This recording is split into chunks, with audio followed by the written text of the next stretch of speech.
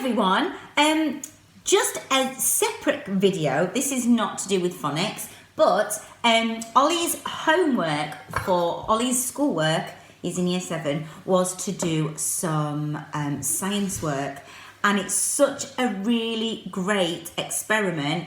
If you get some time with your mums and dads, maybe over the weekend, then this is a really, really great activity.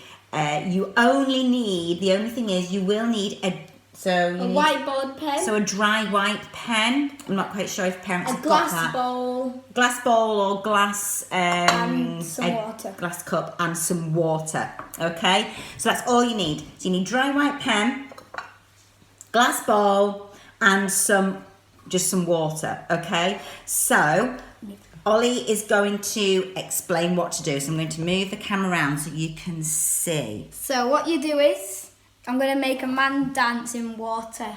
So you get your dry whiteboard pen, you draw a stick man. Or anything, they could draw anything, I guess, yeah, couldn't they? Yeah, you can draw anything you want, but I'm going to draw a Simple. stick man. Like that. Yeah. And then put your lid on, and then very slowly pour some water in it. And apparently the alcohol dissolves that's in the dry white pen, leaving the pigment, and if you see very carefully, you can see that the man is lifting off the glass and he's starting to move.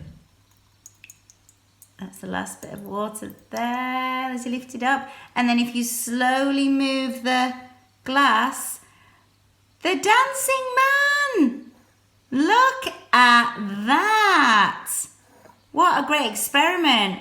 People in school, you could also make a dancing man. How cool is that? So we were just doing Ollie's science homeschooling, and we actually thought that would be amazing for you guys as well. So if you've got a dry white pen, have a go.